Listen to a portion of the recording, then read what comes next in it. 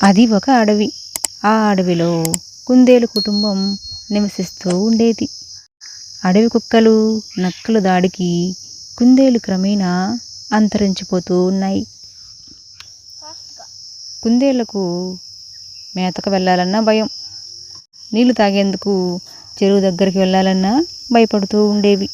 అనుక్షణం భయపడుతూ జీవించేవి. కుందేలు తన పిల్లలను భద్రంగా ఒక పొదలో దాచిపెట్టి మేత కోసం బయటికి వస్తుంది.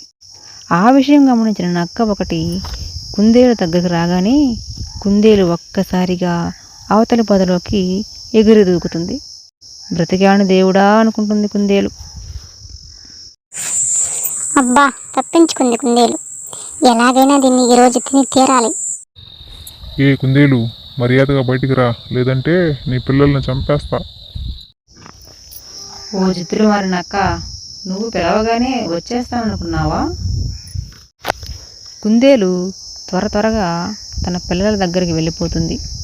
తన పిల్లలను దాచిన స్థలాన్ని వెంటనే మార్చేస్తుంది. కుందేలు తన పిల్లల్ని కాపాడుకునే ప్లాన్ ఆలోచిస్తూ ఉంటుంది. ఒకరోజు కుందేలు మేతకు వెళ్తూ ఉండగా ఒక ఏనుగు వలలో చిక్కుకొని ఉండడం గమనిస్తుంది.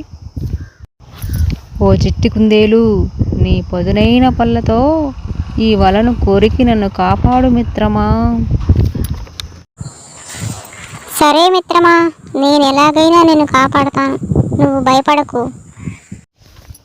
వెంటనే కుందేలు వలను కొరికి ఏనుగును బయటకు తెస్తుంది. ధన్యవాదాలు మిత్రమా, నన్ను కాపాడావు. నీ మేలు నేను మర్చిపోలేను. నీకు ఏ సహాయం కావాలన్నా నన్ను అడుగు. నాకు చిన్న సహాయం కావాలి మిత్రమా. ఏంటో చెప్పు మిత్రమా. గుంటనక్క నా పిల్లల మీద కన్నేసింది మిత్రమా. పిల్లలను ఎలా కాపాడుకోవాలో అర్థం కావటం లేదు. క్షణక్షణం భయపడుతూ బతుకుతున్నాను. అవునా, నీ పిల్లలను మా స్థావరంలో ఉంచు మిత్రమా. మీరందరూ మేమున్న చోటే ఉండండి. అప్పుడు ఆ గుంటనక్క మిమ్మల్ని ఏమీ చేయలేదు. ఏదైనా మీ జోలికొస్తే మేం చూసుకుంటాం. చాలా ధన్యవాదాలు మిత్రమా. నా పిల్లలు క్షేమంగా ఉంటే నాకంతే చాలు. నీవు నాకు చేసిన సహాయం చిన్నది కాదు కదా, చాలా పెద్దది మిత్రమా. నీవు చేసిన సహాయం నీకు చేరింది మిత్రమా. అందుకే అంటారు, చేసిన సహాయం ఊరికే పోదు అని.